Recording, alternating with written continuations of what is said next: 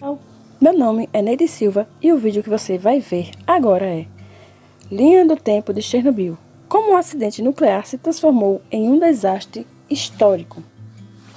O desastre nuclear de Chernobyl foi agravado quando as autoridades soviéticas inicialmente negaram o evento e depois agiram lentamente para contê-lo.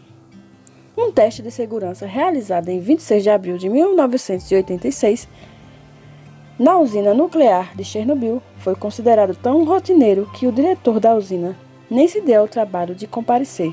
Ele rapidamente saiu do controle. No entanto, quando uma inesperada onda de energia e o acúmulo de vapor levaram a uma série de explosões que destruíram o reator, considerado o pior acidente nuclear da história.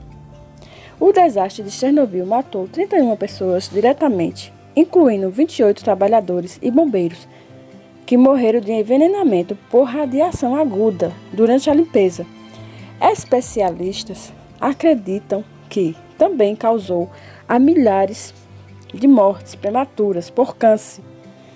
Embora o número exato seja contestado, até hoje a área ao redor da usina permanece tão contaminada que está oficialmente fechada para a habitação humana. Em 26 de setembro de 1977, a usina nuclear de Chernobyl, localizada a cerca de 100 km do norte de Kiev, na Ucrânia, então parte da União Soviética, começa a fornecer energia à rede. Fevereiro de 1986, um oficial soviético é citado dizendo que as chances de um colapso nuclear são 1 em 10 milhões de anos. A essa altura, o local de Chernobyl contém 4 reatores de 1000 megawatts, além de 2 reatores adicionais que estão em construção. Um teste de segurança prepara o cenário para um colapso. 25 de abril de 1986, 1h, os operadores de Chernobyl começam a reduzir a energia no reator número 4, em preparação para um teste de segurança que eles cronometraram para coincidir com um deslizamento de rotina na manutenção. O teste deve determinar se, no caso de uma falha de energia, as turbinas ainda girando da planta podem produzir energia suficiente para manter as bombas de refrigeração funcionando durante um breve intervalo, antes dos geradores de emergência entrarem em ação de destruição do reator. 25 de abril de 1986, às 14 horas, o sistema de esfriamento nuclear de emergência do reator número 4 é desativado, para evitar que interfira no teste. Embora isso não cause o acidente, piora o impacto. Por volta da mesma época, o teste e o desligamento são adiados temporariamente para acomodar as necessidades de energia da região. 25 de abril, em 1986, 23h10, os operadores recebem a permissão para continuar com o teste e desligar. Até agora, o turno da noite menos experiente está no trabalho, que supostamente nunca recebeu instruções adequadas sobre como realizar o teste. 26 de abril de 1986, às 0h28, a energia cai muito abaixo do nível em que o reator considera estável. Os operadores respondem removendo a maioria das hastes de controle, em violação às diretrizes de segurança da planta, mas ainda tem problema para aumentar a energia em parte devido ao acúmulo de xenônio no nuclear. 26 de abril de 1986, 1h, a energia se estabiliza, embora em um nível inferior ao desejado. Os supervisores da planta ordenam que o teste continue e o sistema de desligamento automático emergencial e outros recursos segurança são posteriores desligados. O surto de energia inesperado desencadeia um desastre. Em 26 de abril de 1986, 1h23 minutos e 4 segundos, O teste começa oficialmente a ocorrer, um pico de energia inesperado. 26 de abril de 1986, 1h23 e 40 segundos. O operador pressiona o botão de desligamento de emergência, mas a haste de controle emperra a entrar no núcleo. Em 26 de abril de 1986, 1h23 e 58 segundos, a primeira explosão, a ser rapidamente seguida por pelo menos mais uma, explode o teto de 1.000 toneladas do reator e lança uma bola de fogo no céu noturno. Um apagão perturba a planta enquanto o ar se enche de poeira e pedaços de grafite e a radiação começa a se espelhar. Paredes e equipamentos desmoronam e dezenas de incêndios começam, incluindo no tipo do reator vizinho. Apesar de todas as evidências encontradas, o engenheiro nuclear encarregado do teste insiste que o reator número 4 ainda está intacto. Mais tarde, ele morre de envenenamento por radiação. Em 26 de abril de 1986, 1h28, os primeiros bombeiros chegaram ao local. Eles não têm conhecimento da radiação e não usam roupas de proteção.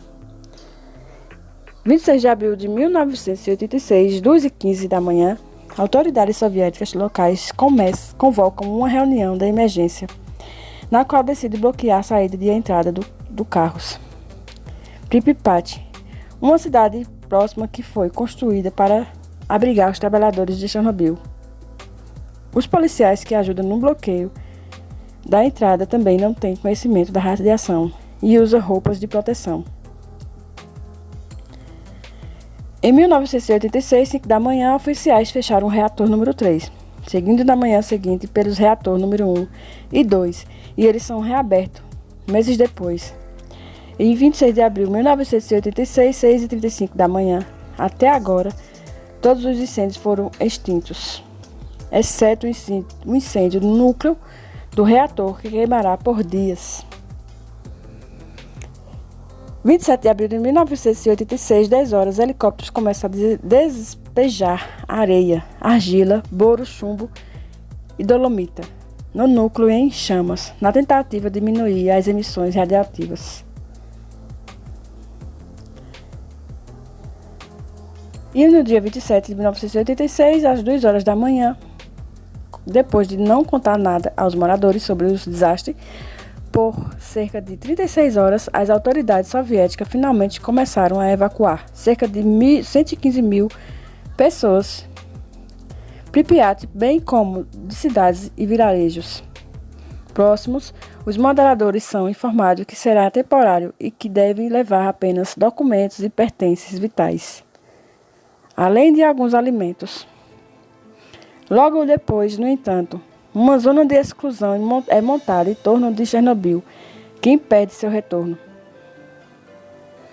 28 de abril de 1986, monitores aéreos suecos detectam uma grande quantidade de radiação na atmosfera, que é rastreada até o RS. A autoridade soviética admite que houve um acidente, mas afirma falsamente que a situação está sob controle. Em 29 de abril de 1986, fotos de satélites espião fornecem a autoridades americanas o primeiro vislumbre da devastação causada pelo desastre de Chernobyl. Em 1 de maio, as autoridades soviéticas se recusaram a cancelar as festividades do dia de maio em Kiev, mesmo que a radiação continue a ser liberada inabalável. Em 4 de maio de 1986, nitrogênio líquido é bombardeado sobre o reator morto para resfriá-lo. Outros aspectos da limpeza, que envolve até 800 mil trabalhadores, inclui demolir aldeias contaminadas, atirar em animais e gado contaminados e enterrar grande quantidade de solo contaminado. Em 6 de maio de 1986, as emissões radioativas caem drasticamente, possivelmente porque o fogo no núcleo se extinguiu. Enquanto isso, as autoridades soviéticas finalmente fecham as escolas em Kiev e aconselham os moradores a ficarem dentro das suas casas e não comerem vegetais folhosos.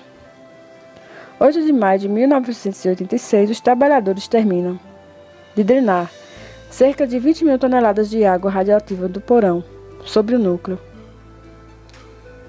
sarcófago construído em torno do reator danificado. 9 de maio de 1986, os trabalhadores começaram a despejar concreto reator, que mais tarde envolto em uma enorme estrutura de concreto e metal, conhecida como sarcófago. 14 de maio, o líder soviético Mikhail Gorbachev fala publicamente sobre o incidente, pela primeira vez, dizendo na TV estatal que o pior já passou. Em 29 de agosto de 1986, a Agência Internacional de Energia Atômica organiza uma conferência na qual os cientistas culpam o acidente não apenas por erro humano e uma cultura de segurança abaixo da média, mas também pelo reator soviético. Falhas no projeto do reator soviético.